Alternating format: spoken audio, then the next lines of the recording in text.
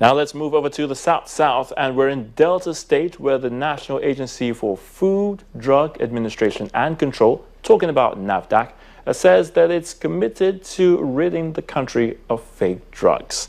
Now, the Chief Regulatory Officer of NAFDAC in Delta State, Mrs. Florence Uba, gave this commitment during a raid of the residence of a fake drugs packaging and distribution dealer in Asaba, the Delta State capital.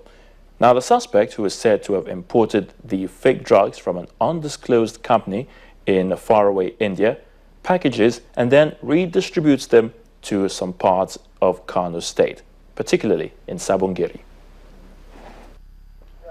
This is the residence of Paul Osita, a suspected fake drug trafficker who has been arrested by officials of the National Agency for Food and Drug Administration, NAFDAC, in Asaba, Delta State. NAFDAC believes he has been packaging and distributing fake anti-malaria and antibiotic drugs in this small kitchen.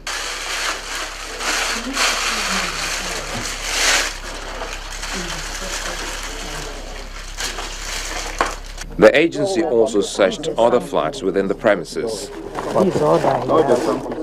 Imagine what we have before us. Buscomag, these are all counterfeits imported.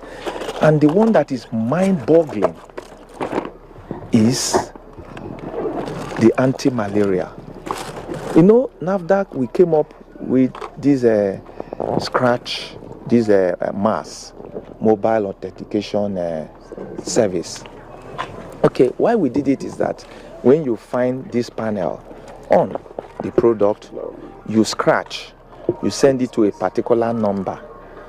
Now it appears that maybe the counterfeiters are taking advantage of the fact that when people get this with this panel, that's enough. They will not go the extra mile to scratch and send.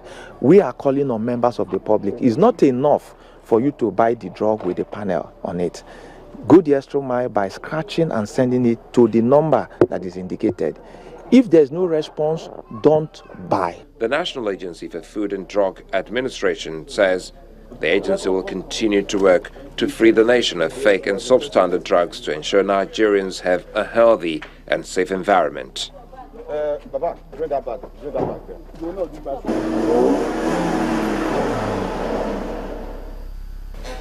Certainly that suspect involved in fake drugs in Delta State will be doing the time, no doubt about that. Well, let's move over now to the southwest part of the country, and it's the Department of State Security, which has freed a middle-aged Muslim cleric who was arrested over a year ago for alleged involvement in terrorist activities.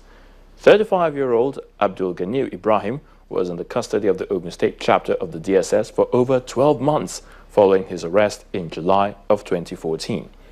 He was then freed after a ruling by the Federal High Court some 2 months ago, ordering the immediate release of the suspect, saying that his continued detention was unlawful, unconstitutional, and a flagrant abuse of his fundamental human rights. The DSS was also ordered to give a public apology to the suspect and pay him ₦1 million in damages. Allow him to come up, please.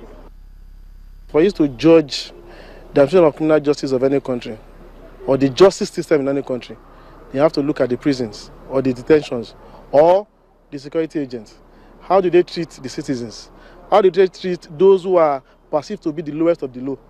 So we do not judge them by the way they treat normal citizens, but those who are seen as abnormal. You can't just keep people in detention without recourse to the court of law. Up till now, I'm not sure he knows what he did.